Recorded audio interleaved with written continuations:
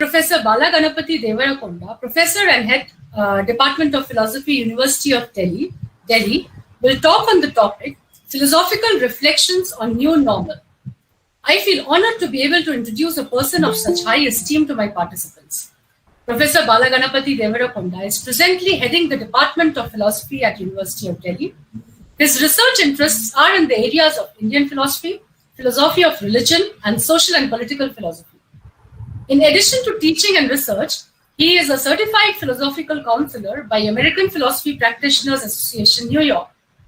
Some of his publications include Philosophical Doctrines of Antakas, Exploring Early Buddhist Sects of Andhra, Revisiting Dana, a response to Eurocentric approaches, Relearning to be at Peace, Exploring Alternative Conceptions, Hinduism in Thailand, Its Presence and Absence, Role of Guru as an Interpreter of Dharma, Orientalist and Nationalist Writings of Indian Philosophy, and History of Indian Philosophy, Analysis of Contemporary Understanding of Classical through Colonial.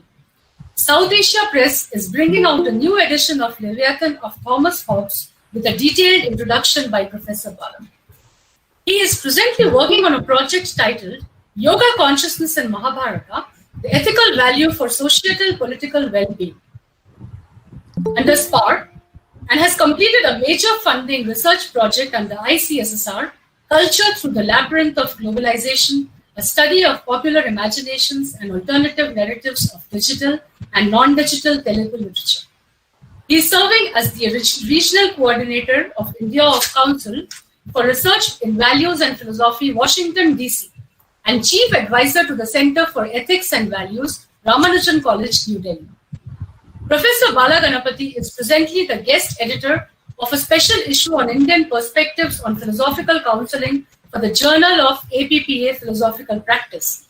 He was the editor-in-chief, International Journal of Applied Ethics, an annual peer-reviewed multidisciplinary journal published by Ramanujan College, Delhi, India.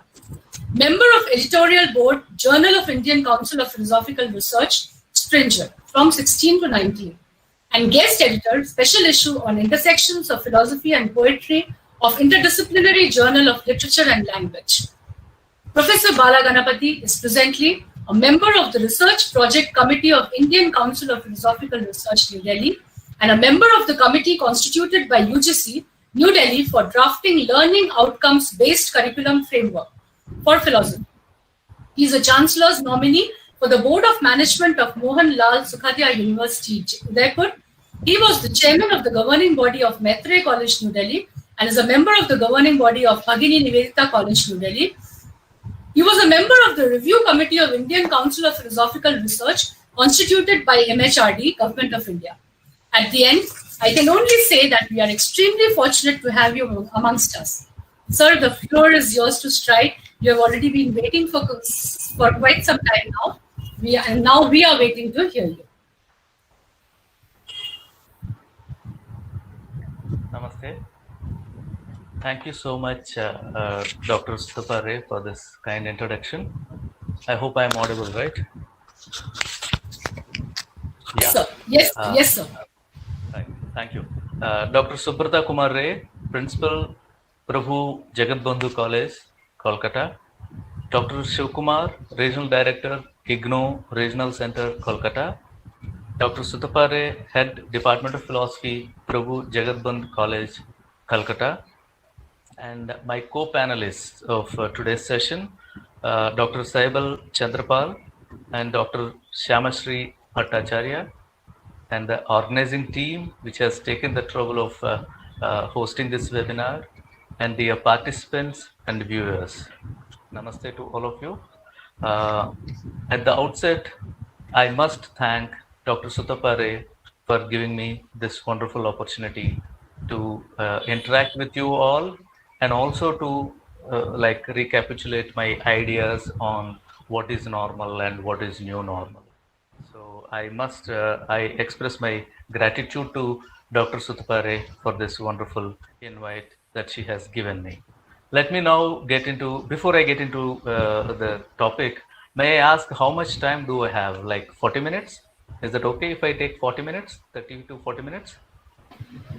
Yes, sir. Yes, sir. You have 40 minutes to 1 hour. Yeah, I will not bore you with 1 hour lecture, though I'm used to 2 hours lectures. I'll try to limit myself to 45 minutes so that I can give you a comprehensive idea of what I'm thinking and what is going on in my mind. Sure, sir. Let me begin with the topic that is given, like the context. The topic of the seminar, its webinar itself is contextualism revisited in present times, ethical and moral considerations.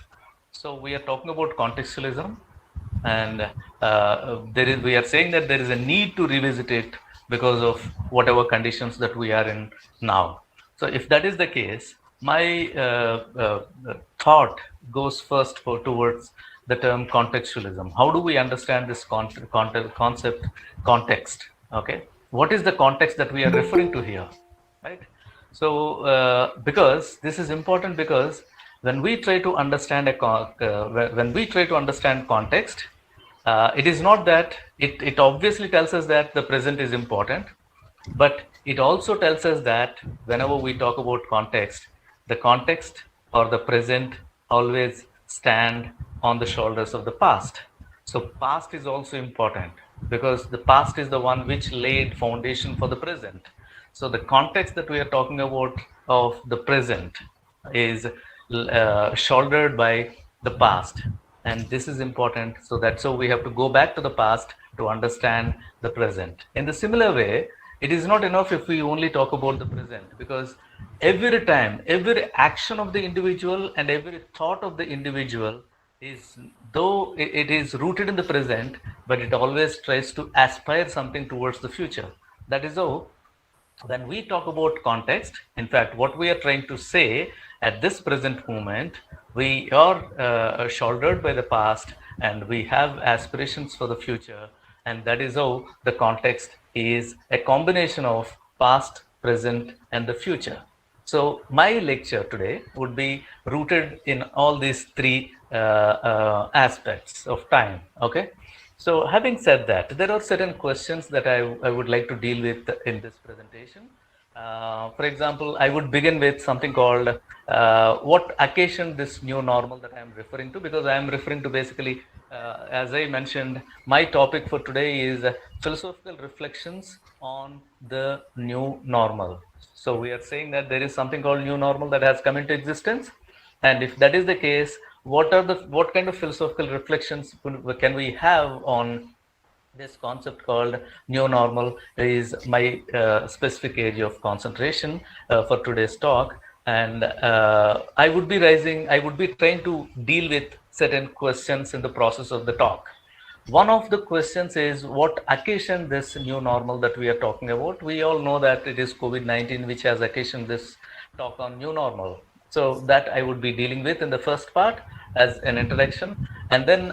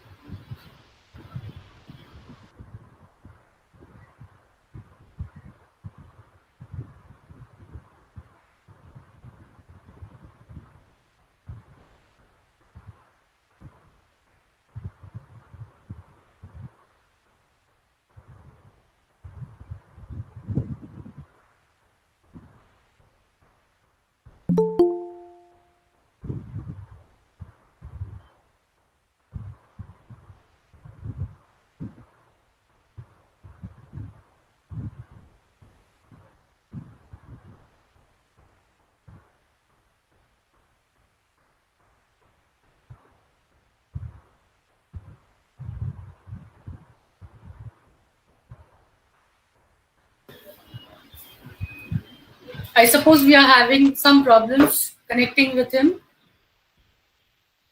I would request the participants to please patiently wait for him to reconnect.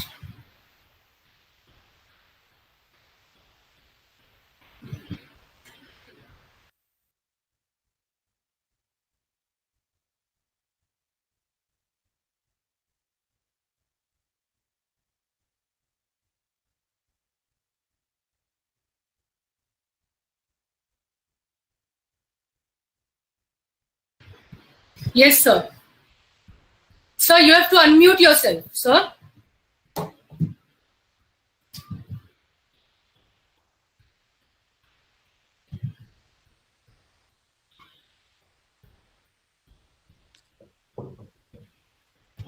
Yeah, as we Yes, sir. know, technology facilitates many things and it also obstruct at many places. No? So Yes, we have yes. to live with both. We have to enjoy its facilities. We also have to bear with its faults, no, wherever it lapses. So what I'm Yes. trying to say is, what occasion this new normal is the first question that I'm raising and I'm trying to respond to. It is, of course, this COVID-19 virus which has occasioned this new normal. There is no doubt about it, and we all agree with that. But what is very important is, what is this COVID-19 virus that we are referring to? Is it, when I ask this question, what I mean by this is it a living one or is it a non-living one? No. See, if we are talking about this virus, we have to answer this question like because if it is a completely living one, then it would have occasioned a different kind of new normal. If it is completely a non-living one, it would have occasioned a different kind of new normal, or probably there is no need of new normal at all. But what is it that we are referring to when we are referring to COVID-19, and how is this virus affected the new normal, which means whether it is living or non-living is very important for us to deal with. Okay, so if that is the case, right, how do we understand it? Is it living or is it non-living? We understand that it is both. How can it be both?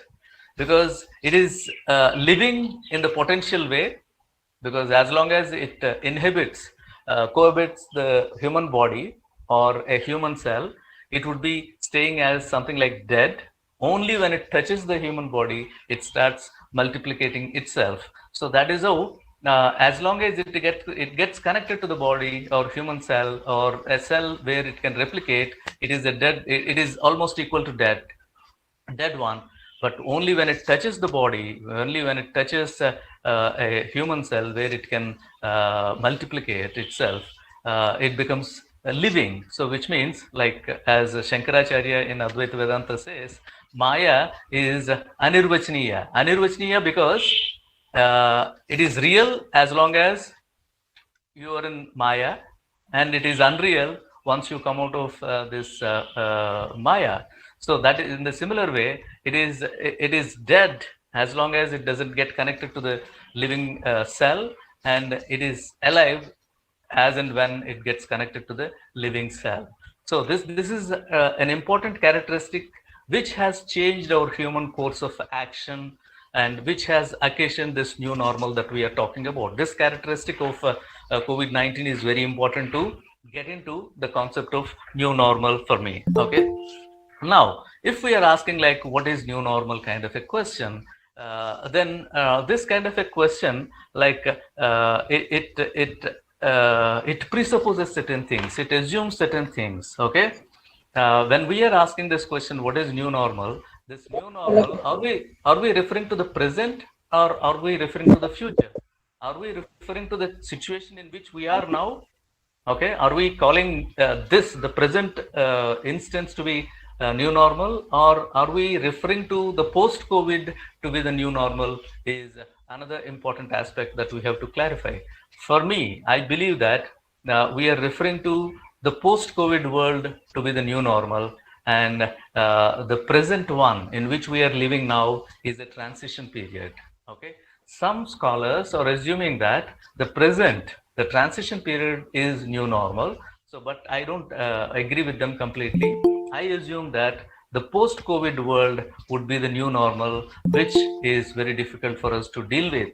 So, and also when we refer to new normal, what we mean by that is we are assuming three things at least. One is there is normal, and the second one is something happened to the normal.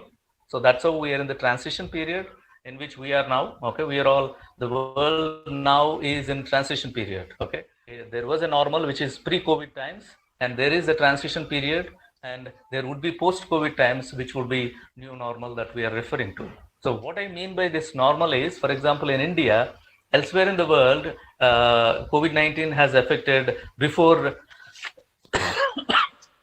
COVID-19 has affected before December, before January 2020. But in India, in fact, it has come into India only during January, after January 2020. And that is how the pre-January 2020 time in India is the normal.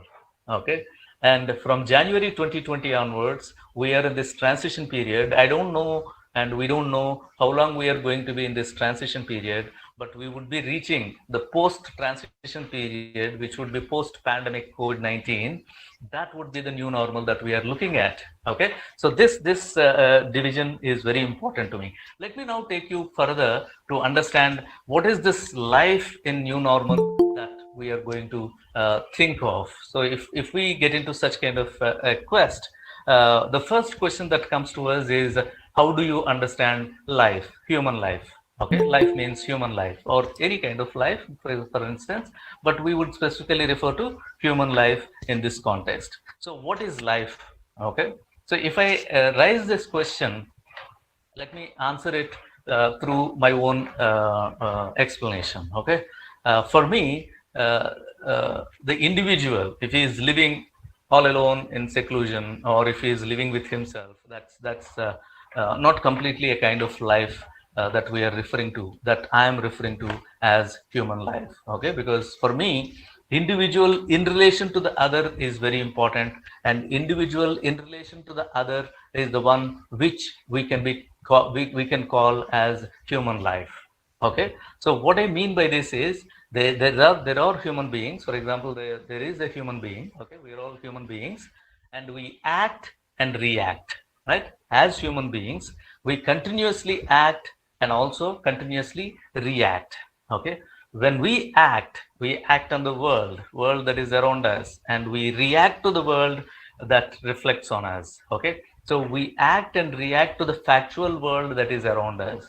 So you are an individual and you have a world which is factual world, which is a given world. For example, if you go by the existentialists, like you are a being in the world. So your being in the world is very important, which makes you be living in the world. Okay, so being in the world is very important here, and you are thrown into the world. So you as individual try to interact with the factual world, and this interaction is the one which makes you be living in this world. Okay, that's human life. And how do you interact with the world, factual world? You interact with the factual world through your psychophysical and spiritual and spiritual and cosmic being that you have. Okay, as an individual, some of us believe that we have psychophysical mechanism, and some of us believe that we, in addition to psychophysical, we also have spiritual mechanism which is existent within us. And some of us believe that along with psychophysical, spiritual, we also have a cosmic aspect within us which makes us get connected with the world or universe around us. Okay, so if we go by that, okay, largely I'm going by the larger perspective. So that's how I would say we interact, the human being interacts with the factual world through this psychophysical, spiritual mechanism, spiritual and cosmic mechanism that we have. And this interaction is very important, and this interaction is the one which characterizes the human life as such. So it is not that the human being interacts with the world and he acts and reacts to the world and he affects the world. No, it is that the world in turn affects the individual as well. So that is how life is a multifaceted kind of one, because individual affects the world, and world in turn affects the individual, and this mutual affection affecting aspect is very important for us to develop our own worldview. Okay, and this worldview is the one which is contributed by our epistemology. Okay, so when since I understand that most of you are philosophy students and related to philosophy, you can clearly understand that epistemology is theory of knowledge. How you develop your knowledge is through certain kinds of means, and the study of that is epistemology. And how you develop your epistemology through your interaction with the world and world's affecting of it on in turn on you, and this process is the one which creates your epistemological tools which in turn help you to construct your worldview, which is your metaphysics. So now we understand that the life as such, if we are referring to human life, what we are referring to is the self's relation with the other.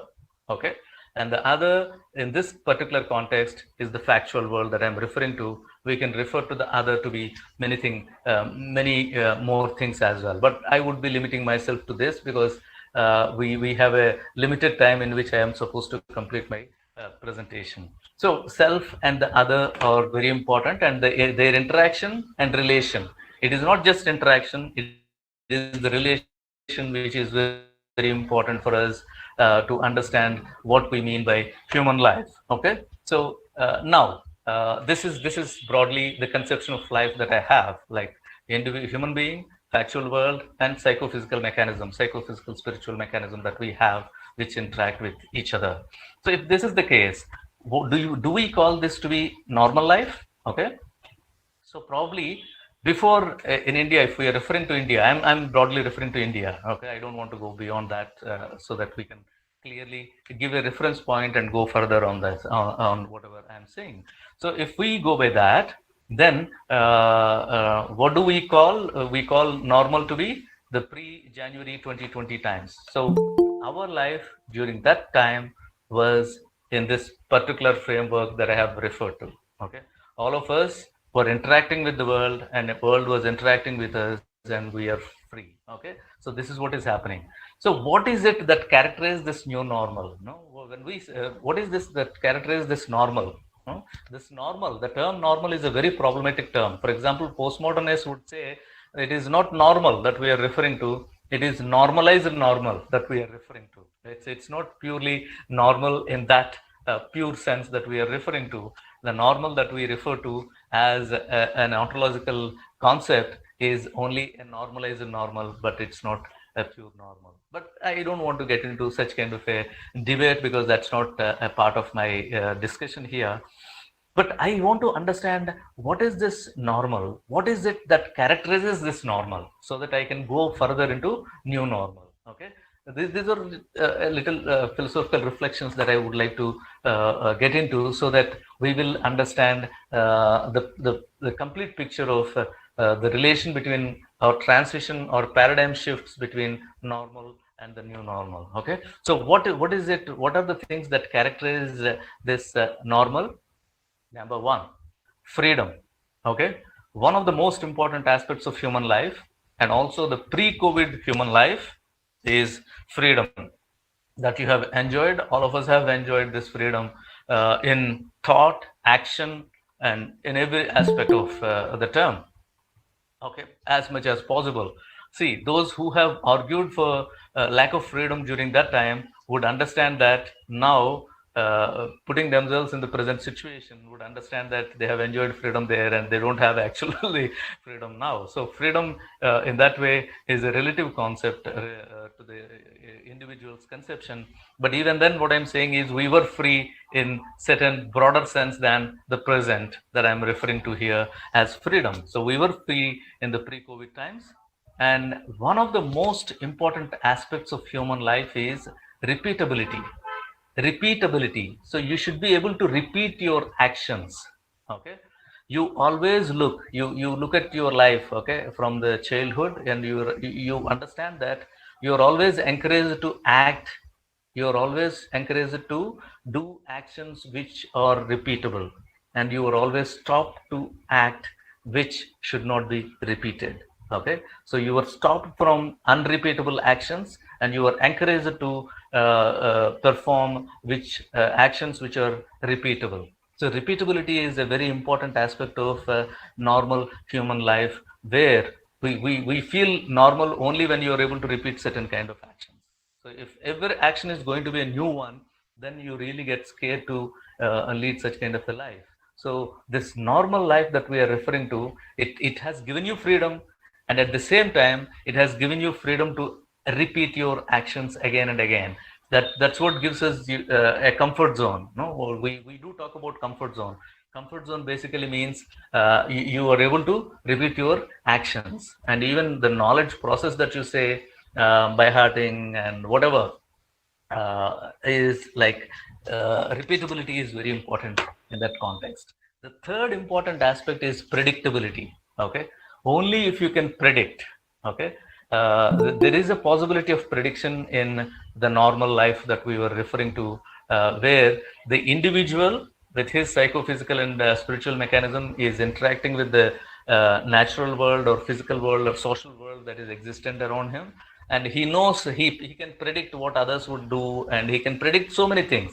Of course, there are certain domains where he cannot predict, but largely his ontology, his epistemology allows him to predict what would happen, probably what would happen next. Okay, so this is a comfort zone that human beings have created in the normal.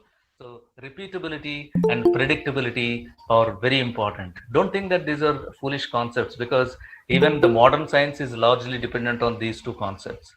Okay, the modern experimental science is largely dependent on predictability and repeatability. Okay, only that is considered to be the knowledge now. Okay, whatever we are considering to be the knowledge, scientific knowledge, is largely dependent on these two concepts. These two are very strong concepts. They're very important concepts for the normal life.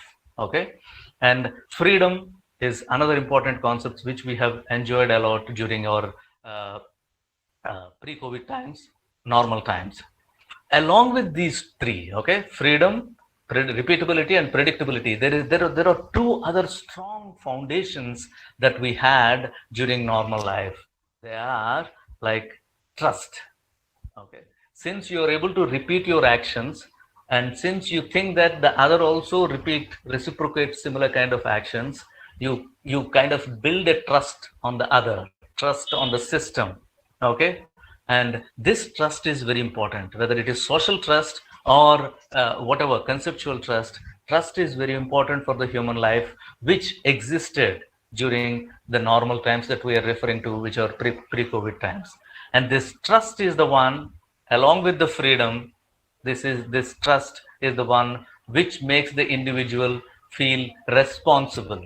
Okay, so the trust and responsibility were so important for the normal life that they have driven the human life to be in a very comfort zone, which we have thought as normal, whether it is normalized normal or a pure normal. I don't want to get into that, but basically that's what characterized. So the characterization of the normal is in terms of these concepts like freedom, predictability, repeatability, and responsibility with trust. Okay, this is the normal life that we had led during pre-COVID times. Now, fine, this is all fine. So now what happened to this normal? We lived this normal life, but suddenly what happened to this normal? We are in the transition period. Okay, this normal is affected. How is it affected? Suddenly one evening there was an announcement saying that from now onwards the human life would be characterized by 3 things or 4 things. Okay, this is a sudden announcement that we have got, which is very important, which is required for our survival. Of course, it is based on the survival of the individuals. Okay, there is no denial of that. Okay, so but it is characterized by, just a minute.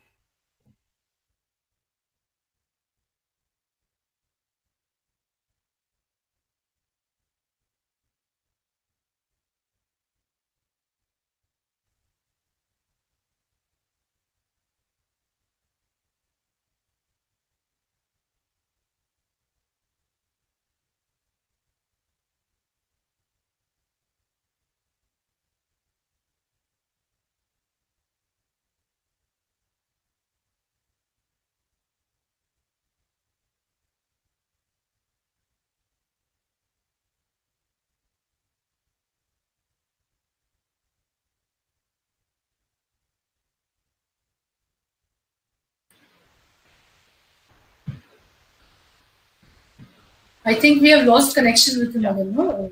Yeah, I'm sorry, I lost my...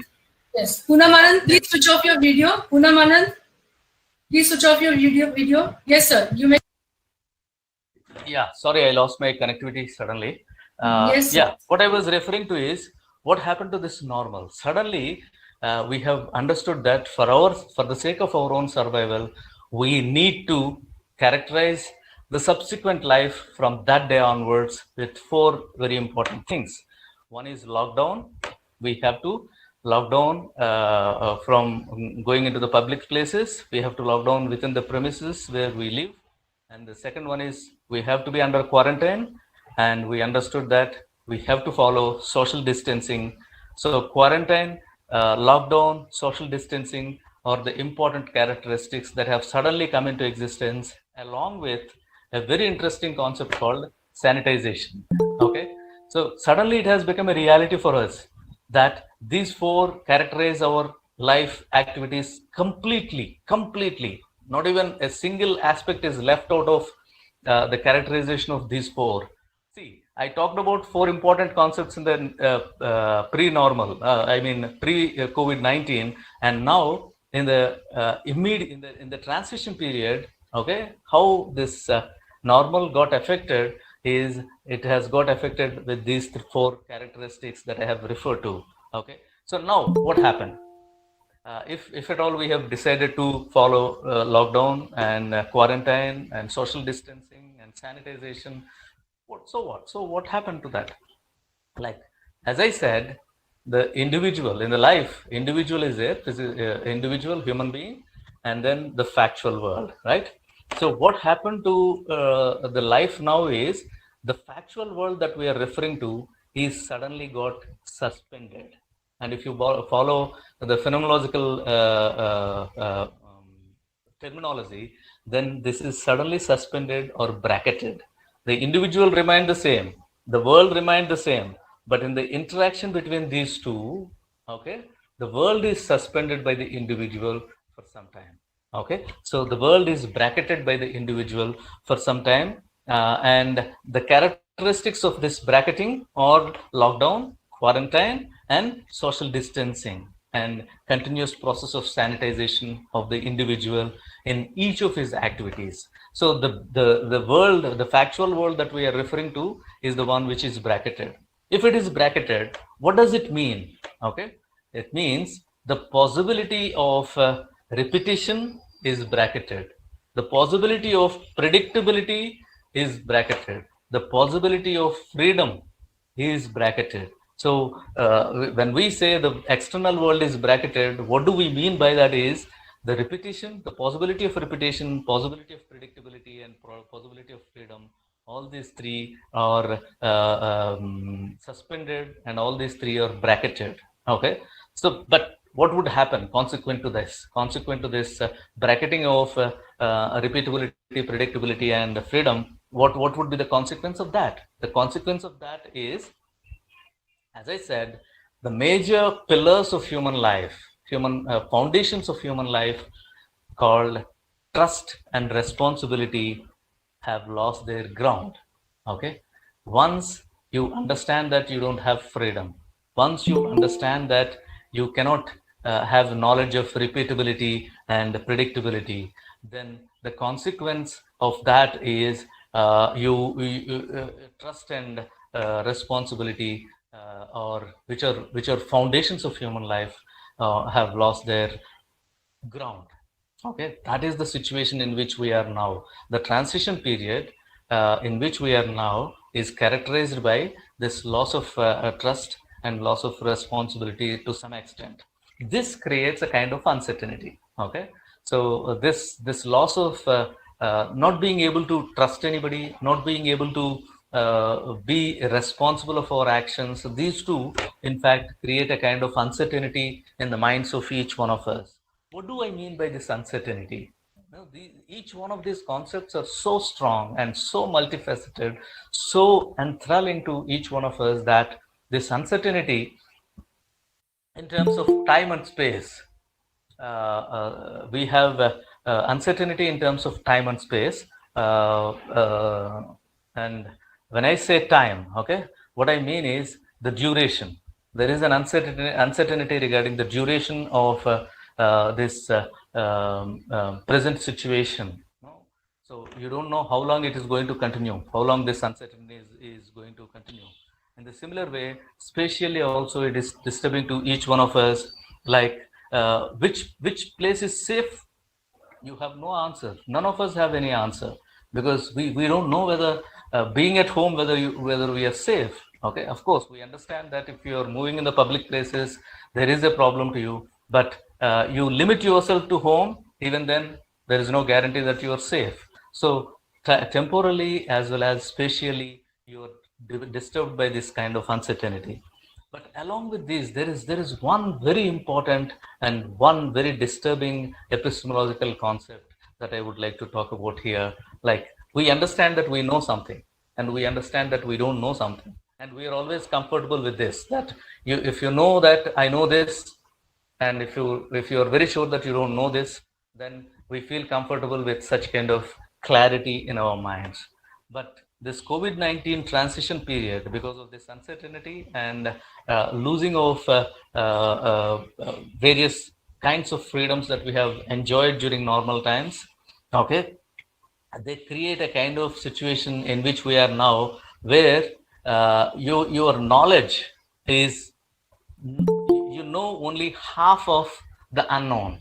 Okay, the present situation, the transition period in which we are now, is characterized by knowledge of only knowledge only of half of the unknown. Okay, if you don't know something, that is fine. If you know it something, that is fine. But if you only know half of the unknown, that creates a kind of disturbance, uncertainty, and managing that kind of uncertainty is very difficult. You don't know COVID-19 completely, and at the same time, you cannot say that I don't know anything at all. Okay, you know only very little of it, which makes you more vulnerable and very difficult for you to handle it. Okay, so this unknowability is a very important aspect that really contributes largely to the uncertainty of the contemporary times. Along with this, there is a kind of uncertainty of a different kind. Like in this transition period, knowledge, the possibility of knowledge largely gets affected.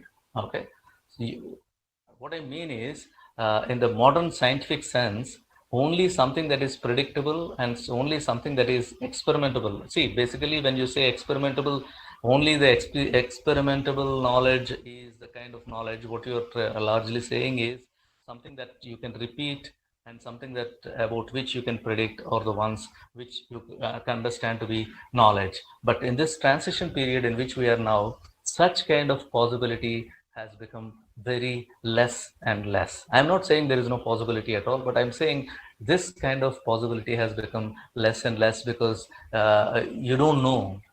You always say, I'm uncertain whether I can do this or I cannot do that. So the previous knowledge, we also understood that the previous knowledge that we have is only partially useful to the present times, because you are not able to use the previous knowledge completely in the transition period. You can only use partially that, and presently the partial knowledge is insufficient to you, and no new knowledge is becoming possible in this kind of the present times, because everything is partial to your conception. So there is an uncertainty with regard to rapid fashion, as you were doing in the pre COVID-19 times. The knowledge acquisition now in this transition period is trying to be very careful, because you're endowed with a kind of uncertainty. So it has become the pace of the knowledge acquisition has come back to the minimum, and it is going in a slow pace, which is very important for all of us to understand. And that way, the modern science is also largely getting affected. And I think, though I am not an expert in this area, but I would say the larger debate that we have in epistemology, which begins with knowledge being justified true belief, I think there is a need to revisit such kind of conceptions once again, so that we can have a better understanding of justified true belief, or what is knowledge once again. But anyway, that's not my concern here. Okay, so now, like, human being is a relational being. That's what I have stated. Okay, and relational human ontology that we have that each one of us have, right? Human ontology is a relational ontology. Okay, and how is this related to the other? No, how, because this relational ontology is also getting affected due to this COVID-19 pandemic. Okay, you are not able to relate yourself in an affectionate, emotional, and rational way in which you used to affect or relate yourself to the to your fellow beings and family members and friends, others, as you were doing before COVID-19 times. So this relational ontology is getting affected, which again creates a kind of disturbance. And this also characterizes the present transition period in which we are now. So this relational ontology, the effects of this relational ontology argue or state that there is a need for re-understanding, okay, re-understanding the relation or reconceptualizing the relation between self and the other. Self and the other were understood in pre-COVID-19 times in a different way. Now the transition period necessitates a kind of reconceptualization and re-understanding of the relation between self and the other. How do I understand? How do I relate I with we? Okay, so it's in Indian conception, it is never I and you. Okay, it is always a transition from I to we. Okay, that's why that's how it has developed. Okay, so now there are certain things. How do you enrich this ontology, human ontology, relational ontology? There are at least three possibilities that I have in my mind, which I thought I should share with you. Like, how do you, when I say the relation between self and the other, these are the three possibilities. Self in the other, either you should start assuming and going further in relating yourself by thinking that self in the other. Okay, say for example, there are migrant workers who have largely affected by this economy, which has collapsed now, and who were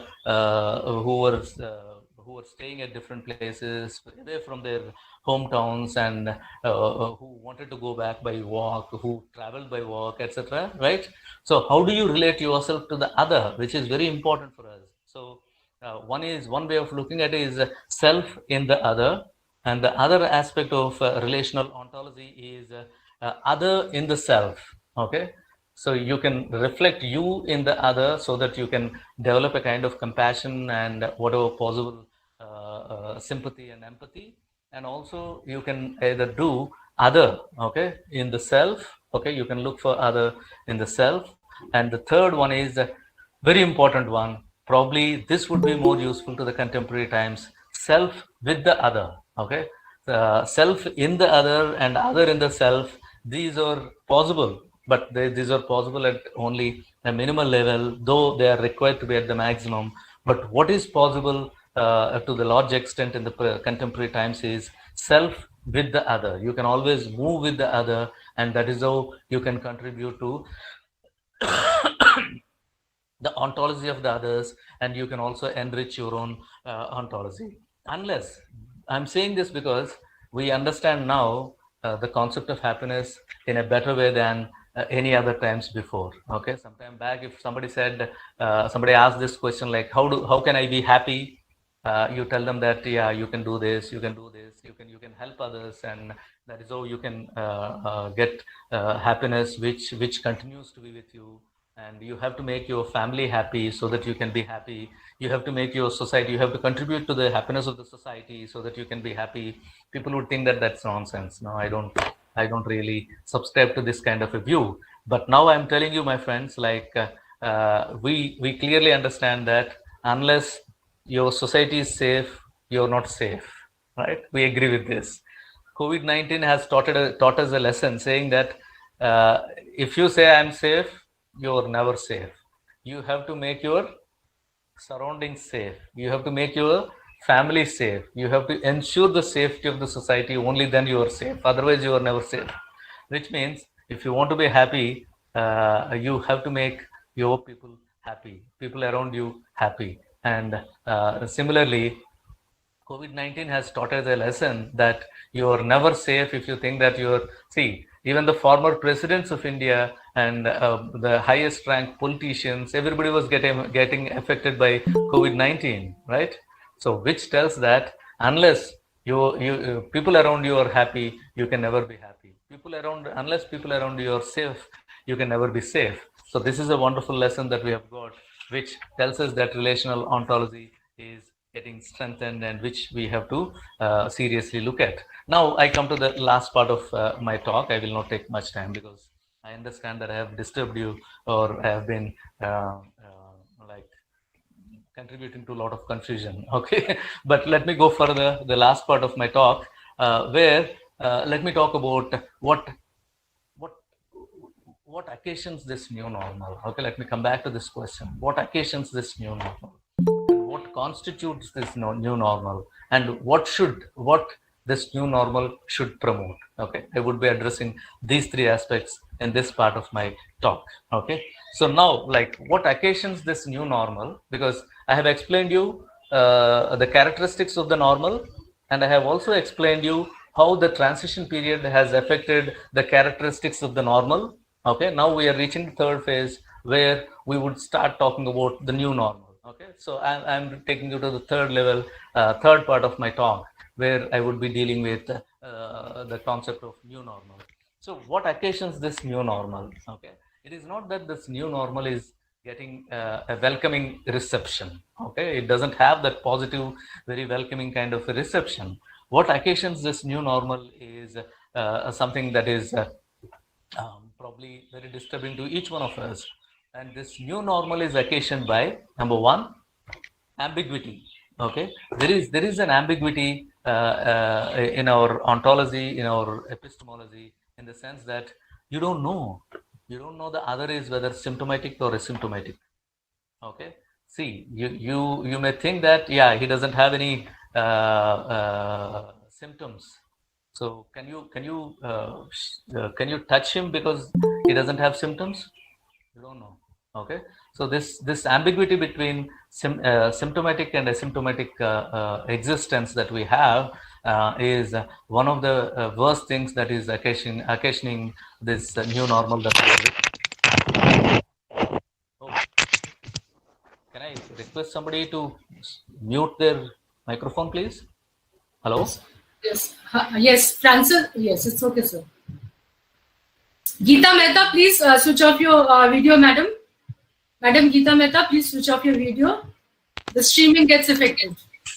Yes, sir. Please continue. Yeah, one of the things that occasions this new normal is ambiguity between symptomatic world and asymptomatic world. Okay, and the second very important aspect which has occasioned this new normal, which would be occasioning this new normal, is inability on our part. Okay, inability of what?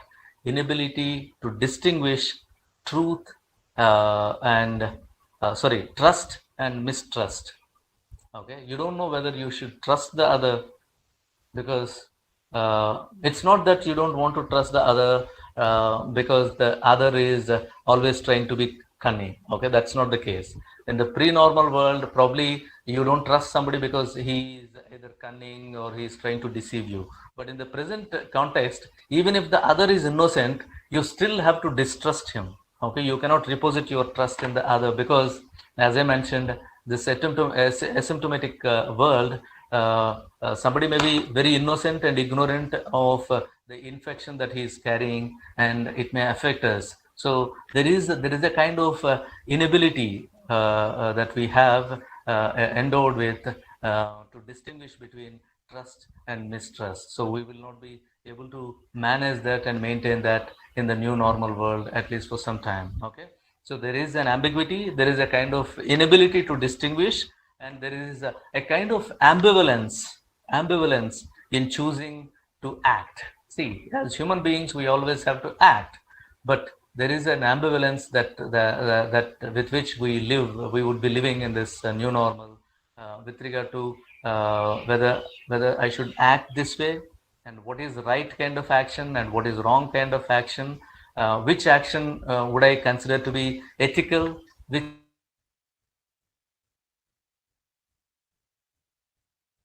action would I consider to be unethical, which action would I consider to be which action I would consider to be ethical and which action I should consider to be unethical. These are very difficult and uncertain kind of propositions which would be occasioning this new normal that we are referring to. So there is an ambivalence with regard to right and wrong, ethical and unethical as well. And the fourth important aspect is this is another very important aspect when we look at it from philosophical perspective.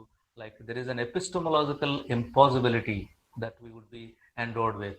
There would be an epistemological impossibility. What I mean by this is, you cannot go back to the normal. You cannot go back to the pre-normal epistemological condition. Okay, you cannot say that now this COVID-19 is wiped out of the globe and now we are all safe, so let us go back to the normal world, which is impossible. Okay, temporally, spatially, it is impossible, but I'm saying epistemologically also it is impossible to go back to the times. Once you acquire certain kind of knowledge of uncertainty, knowledge of mistrust, you cannot go back to the earlier state of trust. Okay, so that would be occasioning the new normal into which we would be entering. Okay, so now this what would constitute this new normal that we are referring to? So it is occasioned by this ambivalence, ambiguity, inability, and epistemological impossibility. It along with these factors that occasion, what constitutes this new normal is a kind of anxiety and a kind of fear as well. Okay, so this anxiety and fear, for example, if we are talking about anxiety about the present and anxiety about the future. In the similar way, if we are talking about the fear about the known present and fear about the unknown as well. Okay, even within the present, you have known thing and unknown thing. So you will not be able to clearly demarcate the limitation between known and unknown, and that's what really disturbs each one of us. That's what contributes to the fear. Okay, this fear is not like you are fearful of electricity kind of one. No, you're fearful of something, an evil. Okay, this fear is a completely different kind of one, which is rooted in the psychological aspect of the individual, in the sense that there is a cognitive aspect of it, which makes us not being able to understand the distinction between the known and the unknown, and that's where we would be traveling continuously. We will be traveling the borders of known and the unknown. That creates a kind of anxiety and fear, which is very important, and which we all should know. Okay, so that we can equip ourselves better in entering into this new normal. And the very important aspect is, now, like I have explained, what is normal and what is the transition period and what characterizes this new normal. But what is it that we should do, or how do we look at this? How do we promote this new normal? Okay, should we continue this kind of a very disparaging picture, or should we try to create a kind of very attractive picture, or what are the tools that we have so that we can look at the new normal to be a better kind of place than at least the transition, if not the normal, because we cannot always go back to the normal. So what are the things that are required? So I have 2 or 3 suggestions in this regard. One, at the level of the individual. Okay, at the level of the individual, new normal should promote a kind of, each one of us, right? There would be a big transition from hospitalized healthcare to individualized and family related healthcare system that is going to emerge. Okay, now you will not go to the doctor for every kind of disease. Only if it is really emergency, or only if you require a kind of surgery, you would be going, in the post-COVID world, you would be going to the hospital. So individual hygiene at the family level, these would become very important aspects for the new normal. So at the individual level, your individual's realignment is very important. Okay, what do I mean by this realignment? You might have heard about this wheel alignment when you talk about four-wheelers, right? Even two-wheelers, we talk about alignment of the wheels. So what do we mean by that? What happens in the alignment of the wheels? Each one of the parts would be related to the other so that this whole system works in a proper way. What we call by this is harmony. When we hear the word harmony, we will not be able to completely grasp the meaning of it, but you try to understand it through the concept alignment. Alignment means there are parts and each part has to be in alignment with the other, and it has to be integrated to the other, it has to be in harmony with the other, and that is how it has to be aligned with the other. Okay, what I mean by that is, you look at the human body is a perfectly aligned mechanism, okay, machine, I don't know, or a being. Okay, because when I say this, what I mean is, when you're moving your right hand, your left hand will never come into a conflict with that, and it will never obstruct that. Okay, which means your body is created in such a way that at no point of time one would come in conflict with the other. And of course, intentionally you can always do that, no? But otherwise, when you're unconscious, the alignment is so perfect that everything works in harmony very well, and nothing comes in conflict with the other. Similarly, individual human being is comprised of certain kinds of constituents. Okay, every self, every individual has certain constituents, whether you call them physical or biological, psychological or spiritual, or whatever composition, whatever division that you make, I have no problem with that. But these constituents that you believe that you have to be aligned properly, realigned properly, and realigned to suit the health of the individual. And that is what is very important, and that is where I believe that yoga, the system of yoga, whether you call it Patanjali yoga or Jnana yoga or whatever, meditation, these are really going to help the individual in aligning oneself with himself, as well as with the world around him or her. Okay, so this alignment is a very important aspect at the individual level for me. Secondly, at the group level, what is important for me is reconceptualization of the institutions that we have developed. We have developed an institution called family. We have developed an institution called society. We have developed an institution called nation. We have developed an institution called global world. Okay, so there is a kind of reconception. This new normal or post-COVID world would demand from each one of us a kind of reconceptualization of all the institutions, artificial institutions that we have created for the comfort of each one of us, in terms of family, in terms of society, in terms of country, in terms of a globe. Okay, what I mean by each one of them, like when it comes to the family, let me say this, that the family space, okay, until now you have various domains of life, like you have a domain of home and domain of work, domain of social domain. Okay, but now the domain of home and domain of work are going to get integrated. Okay, so this work from home norm, it is just a hint that is given to us, but it would be largely extended to such an extent, such a extent that unless tomorrow to the coming up workforce, I'm saying this, tomorrow, unless you have a workspace at your home, you will not be eligible to be joining a particular company. Okay, so one of the qualifications of getting a job is would be basically possessing a workspace, peaceful and comfortable workspace. Okay, so this is how the domains like work domain and home domain are going to be closely conjoined. Okay, and it is not just that. No, it looks very simple, but it looks also innocent, but it creates a lot of complications, because you are able to go to the work in the process you switch from one domain to the other, and this transition from one domain to the other becomes very peaceful and very comfortable, and it gives you sufficient time as well. Once your home becomes workplace and workplace becomes home, when both get integrated so close, your transition switchover time would be minimized, and it really affects each one of us. Now this is what we are doing.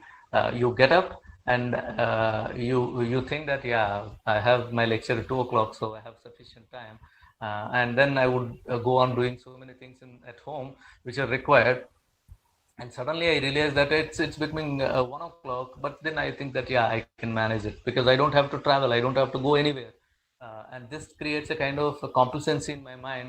And suddenly at 10 to 5, 10 to 2, I realized that, yeah, I don't have time at all. I have to switch myself very quickly so that I can get into this mode of talking. So which is a very big challenge, no, that the future generations would be facing, and each one of us who are in the transition period would be affected more and strongly with this kind of an approach. The second one is social. The social system is also going to be affected strongly, because the social relations, social distancing is going to be characteristic of the new normal, social of the new normal. The social ecology that we have evolved so far has to be completely changed. So what kind of social ecology would evolve in the new normal is very important for each one of us to, especially the sociologists, to delve upon and try to come out with an idea. And the nation, see, in the globalized world that we talked about, where we thought world has become a global village, now we understood that that has created a big problem. In fact, some of the scholars have already started talking, saying that it is because of the globalization that the world is affected so badly with the COVID-19 pandemic, because it has allowed a lot of immigration and a lot of workplace transitions, etc. So this has made world to be a small village, and at the same time the commutation between nations, international travel, all these things have become very easy, and that's what has created the base for the transmission of the disease, transmission of the virus COVID-19 so easily into every country that is possible. And that's how the blame some of the scholars have started putting on the globalization. So now we have immediately closed our borders, and we said no international travel, no international, people from other countries would be allowed inside. Okay, so this would be the characteristic for some time, and we try to be very careful, and we try to be this nationalistic, not in the sense of a different sense that I'm talking about, nationalistic in the sense that our country, the people of our country, the safety of the people of our country is to be safeguarded from this COVID-19 or subsequent such kind of virus attacks. And that is how we try to redefine the nation, redefine the nationality in the new normal life. And the last one is global. Okay, how do you look at this globalization? And I'm saying this globalization also would largely get affected because these multinational companies which have promoted globalization and further benefited by this globalization may have to transform or retransform themselves into a different kind of places. Otherwise, now we will not be probably going so enthusiastically going to such kind of big malls. Instead, we prefer to go to a small shop and buy whatever we want, right? Instead of going to a bigger place where there is a possibility of getting infected in a bigger way. Okay, so that's how the globalization also would definitely get redefined. So these are the things that are very important. At the individual level, we have to align ourselves. At the group level, there is a kind of reconceptualization of each of these artificial institutions that we have created. And now, like we all have to be really creative and innovative in increasing the possibility of the repeatability or the comfort zones that we have created. Okay, so those are to be recreated in a different way, So recreation and reconceptualization are required. So we all have to be innovative and creative in increasing the possibility of the repeatability and predictability, and also basing ourselves in enjoying freedom and basing ourselves back in trust and responsibility in human race. Because whom do you trust? You have to trust the other human being. There is no other way. Even if you say I trust the God, that's not going to solve your problems. You have to trust the other individual who is living next to you, and trust, and also you have to feel responsible for your actions, without which no world, whether it is pre-normal or normal or transition or post-normal, is going to really help you. So how do you restore the place of these two foundations of human life called trust and responsibility? This is the bigger challenge that we have, which is very important for all of us to address. In this regard, let me just conclude with one particular point. We have always talked about the transition from ease to art, right? So when you are talking about new normal, are we talking about new normal in the sense that we have the present, and we are talking about the new normal in the sense of ease to art? Okay, what ought to be, what would be the normative kind of thing that we are looking at? I'm not doing such kind of a thing. There is another kind of thing, that alternative that is available in conceptualizing the new normal, that and or are. Okay, what I mean by that is, sometimes we think, let me give an example of the pre-modern and modern. Okay, so in some of the Western countries, either there is a pre-modern or only modern. In fact, there is only modern. There is no pre-modern at all. So in such kind of countries, it is either or. Okay, but in India, we find both modern and pre-modern coexisting together, in the sense that and.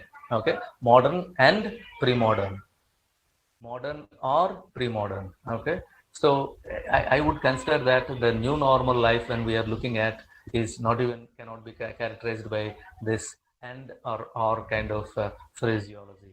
Then what is it required? And when we are trying to conceptualize the new normal, what is required is ease to could.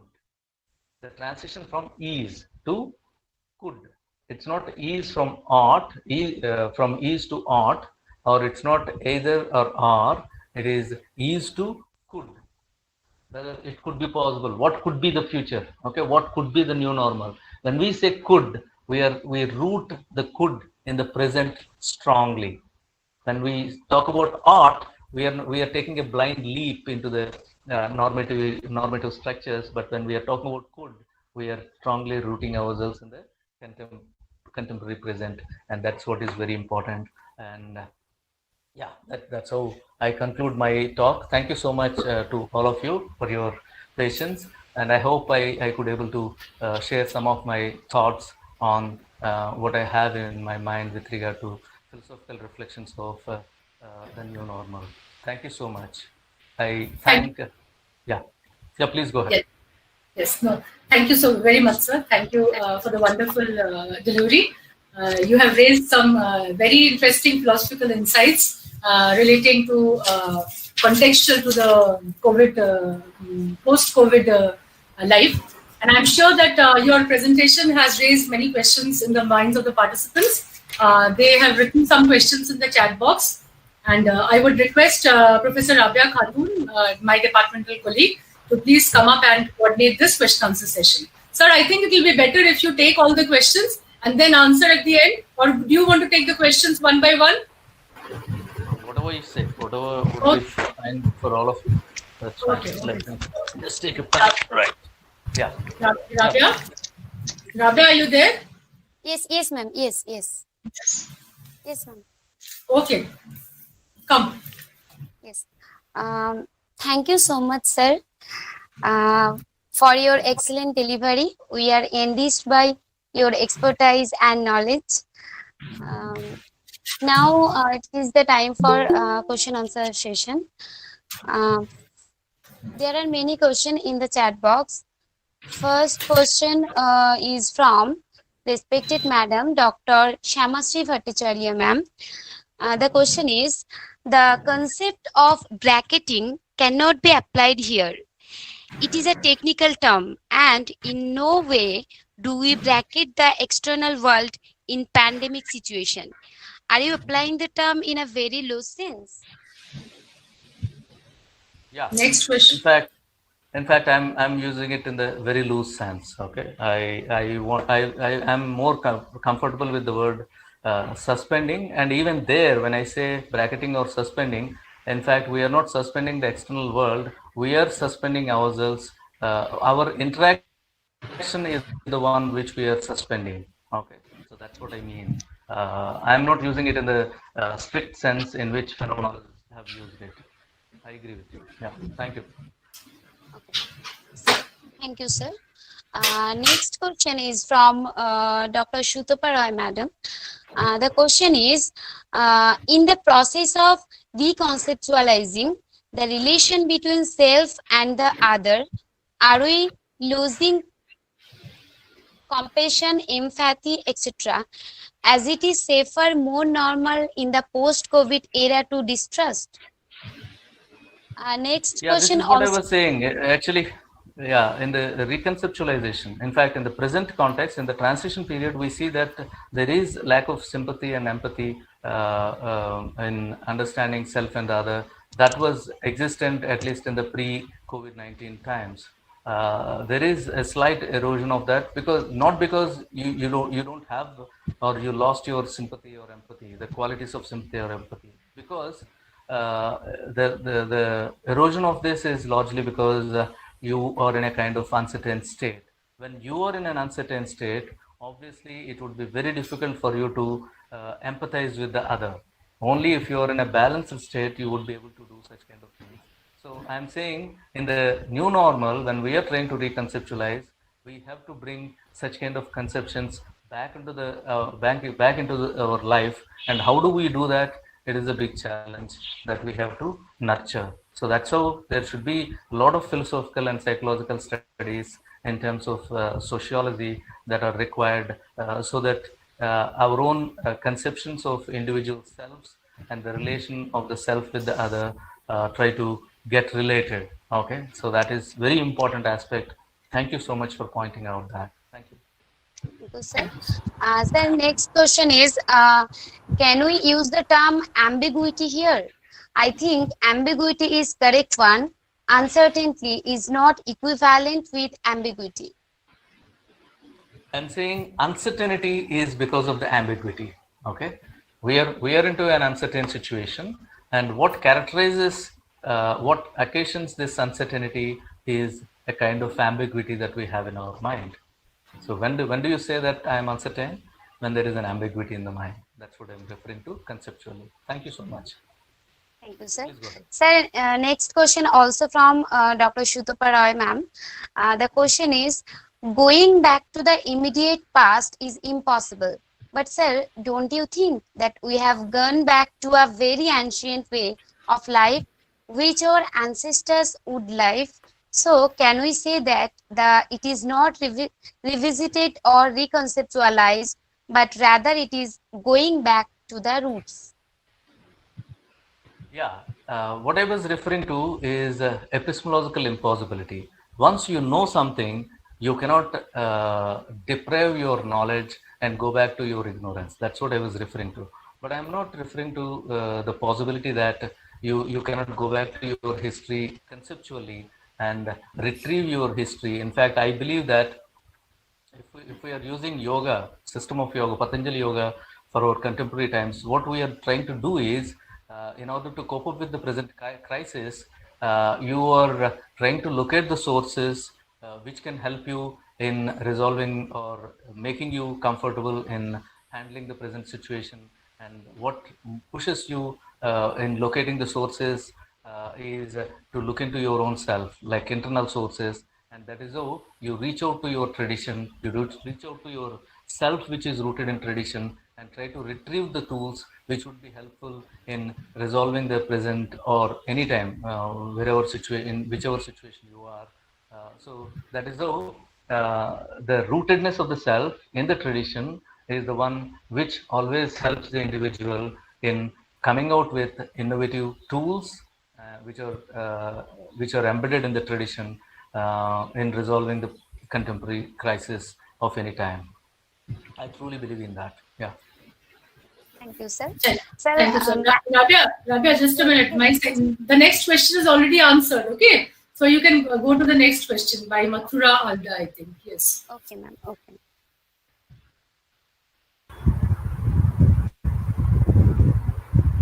There is a question from Meenakshi Pramanik, ma'am. Sir, in this context, can we use the is or derivation? What is it? Can you read it once again? Okay, sir. In this context, can we use the is or derivation? Okay. No, this is again a kind of experiment that I'm doing. Okay. What I mean to say is, if you're trying to look at the new normal, which would be the future, okay, how do you look at the future? How do you conceive your future? Okay. So I'm saying, instead of trying to look at the future in terms of is and ought, I'm not strictly following what the Western discourse is. That's not my sense of it. I'm only taking it out of context and trying to use it for my own benefit here. So I'm saying I'm not following such kind of an approach as there is a transition from is to ought, or and or. I'm only following a different kind of approach, which would be is to could. Okay, that's my main stress. Yeah. Yes, sir. Thank you. Thank you, sir. There is a question from Mathura Alda.